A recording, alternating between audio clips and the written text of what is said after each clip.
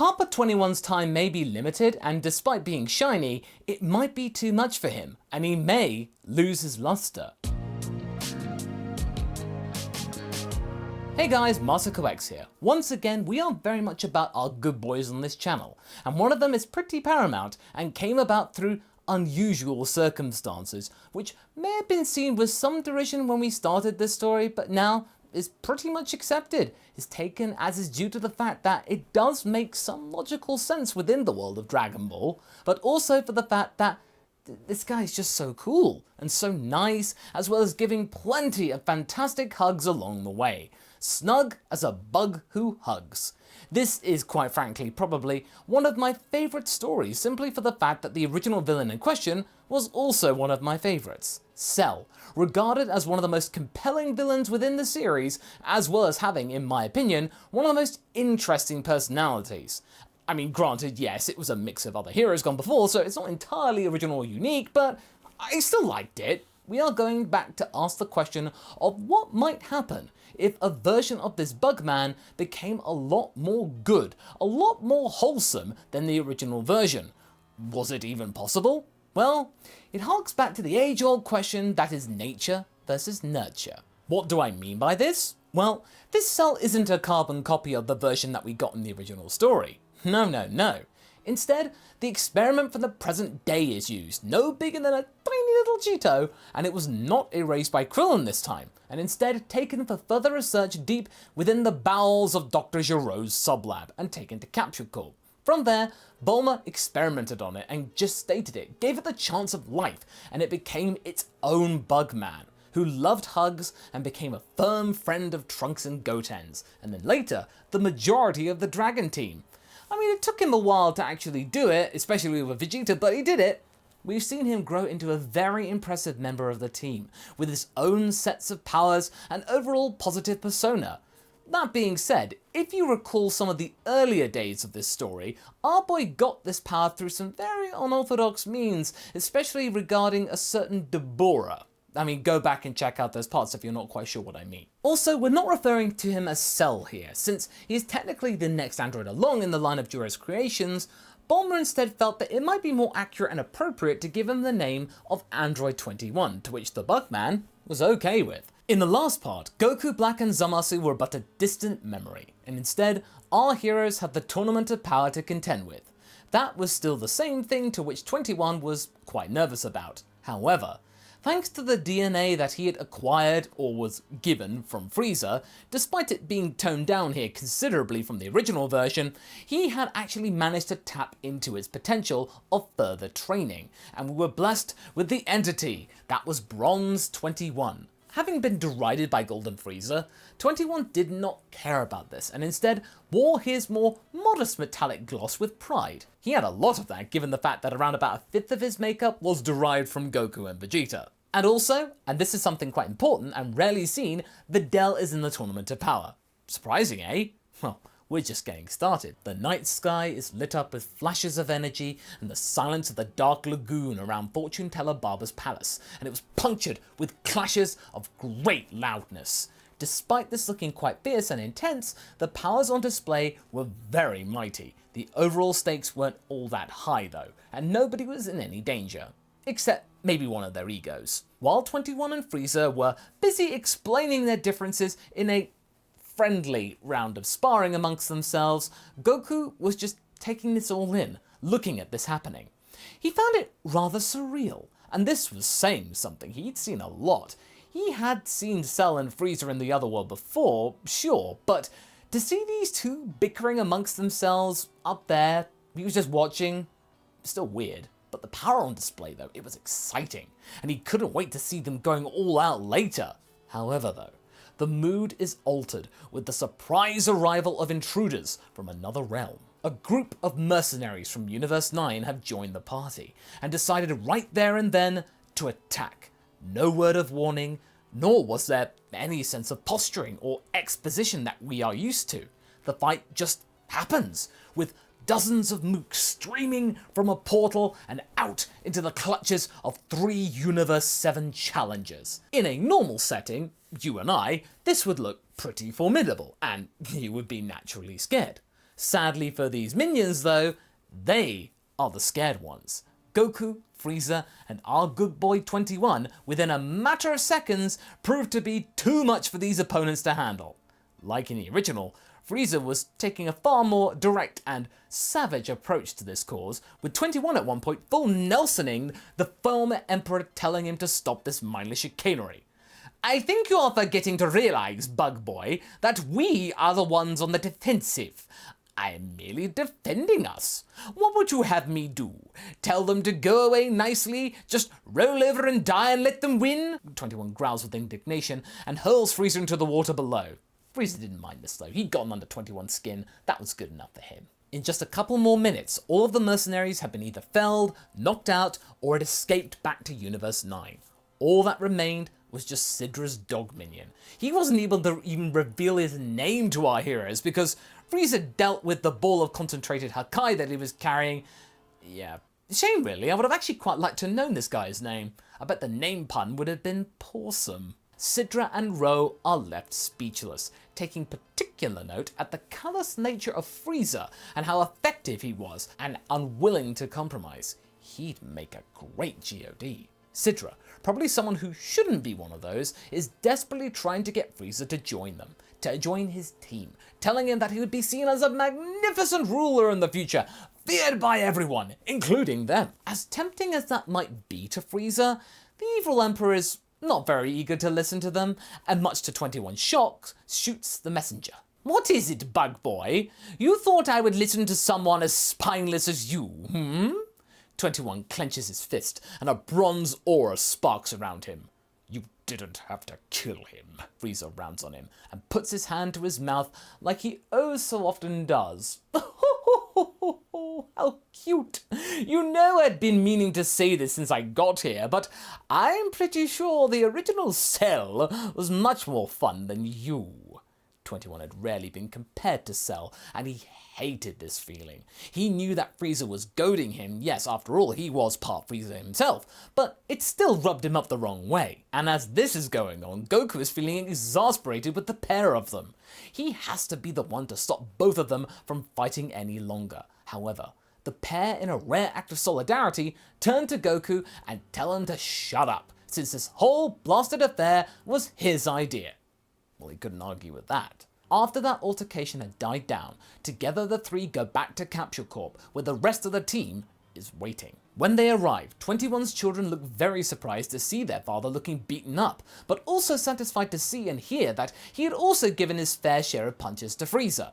Goku was particularly pleased that his insect friend could actually hold his own in this kind of conflict. He just wished that they maybe knocked it off a little sooner, maybe it'd be at better fighting fitness. Having said this, Mita and Condra are still getting anxious at seeing their daddy leave. This had been the first time that he would have gone for this long and so far away. Both of them are begging Beerus to allow them to accompany the team, maybe as audience members, cheerleaders, even attendants, assistants, anything to get them to cheer their father on so they could be there. Beerus is trying to act all irritated, but we all know that he has developed a soft spot for children. He replies to their request without looking at them. Well, if you do something foolish, then I'll have no choice but to erase your father. Do you understand? Yes, Mr. Beerus. Beerus blushes, hoping nobody noticed. Whis did. Oh, I'll be sure to remember that. So the team looks as follows. Goku, Vegeta, Gohan, Videl, 17, 18, 21, Skinny Boo, Freeza, and Piccolo. Even though they had a full contingent and it was a pretty good one, Gohan is seen shaking his head.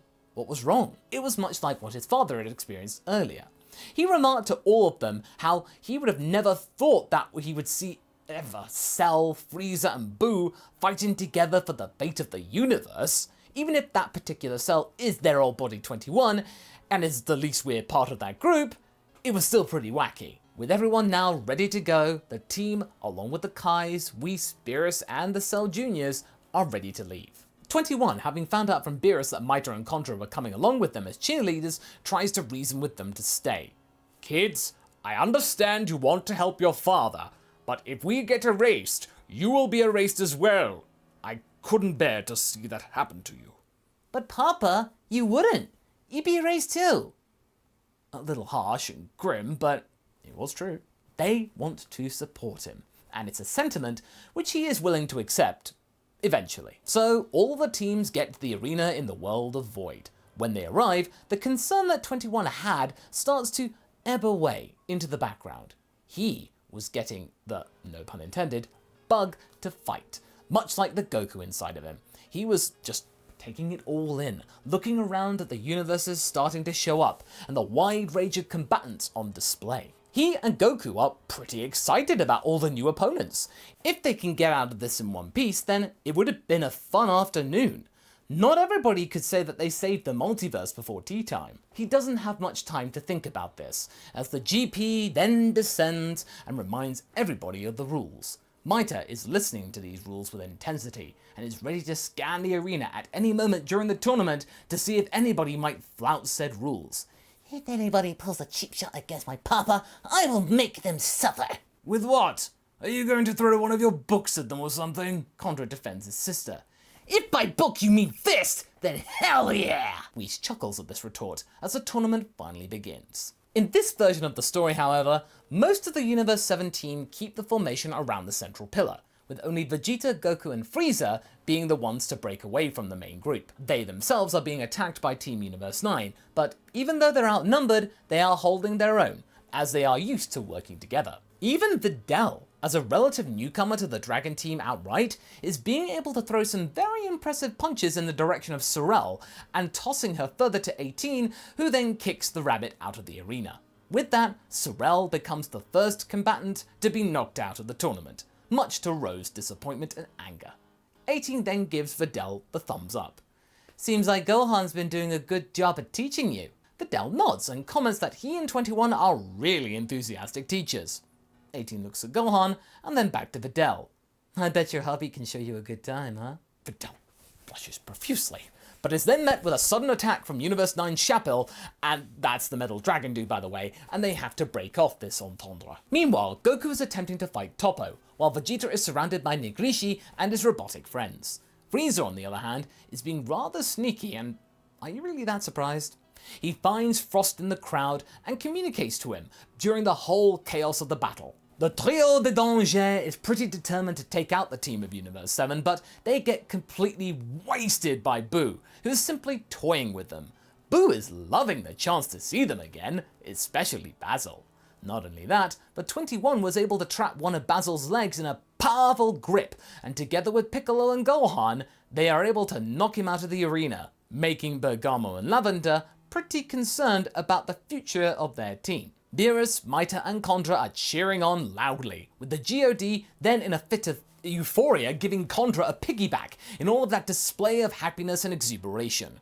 He then, of course, puts him down and regains his cool, once he realizes what he just did, much to Champa's amusement. With Universe 9 firmly in a state of retreat, 21 and Gohan decide it's time to attack them, with even Freeza joining in and knocking out Comfrey. The charge is pretty effective as Universe 9 gets erased, which causes a lot of guilt to be felt in both Gohan and 21, who only now just realize the whole weight of this decision. Meanwhile, Batomo and Hit are ready to fight Goku and Vegeta, with Mogeta helping from the sidelines. 21, on the other hand, gets attacked by Catopestra, that's my boy, whom the Bugman tries to engage in friendly conversation. I've got to hand it to you, I really like your outfit. And you are quite strong too, buddy. Catopestra is focused on fighting, and 21's attempts on easing the situation with kind words only angers the guy and makes him fight harder. Oh well, can't say I didn't try to be friendly. Meanwhile, Gohan and Videl have to defend against Kokot and Kenichi from Universe 11. While Videl lacks the ability to properly utilize ki attacks, she is a pretty effective brawler and is able to punch the little guy out of the way enough to disrupt his string powers when he is trying to trap Gohan with threads of energy. Boo, on the other hand, well, he's a pretty dominating presence and causes a lot of problems to various universes. But suddenly, Jinizu from Universe 2 raises his hand and starts to absorb a lot of little power bubbles from Boo, who seems to be rather surprised as he feels himself starting to weaken with every passing moment. After draining enough of Boo's energy, his teammates Brian de Chateau and Kakunsa knock him out, with Boo not even trying to reform due to the fact that he was pretty dizzy. Everyone from Universe 7 is aghast to see this, as our heroes have never seen such a technique before, and it working like that with Boo? It was like Boo's ki was being sucked out of him, without him knowing it. Boo falls asleep immediately, and Jimizu gives him his energy back, now that he was out of the tournament and out of harm's way.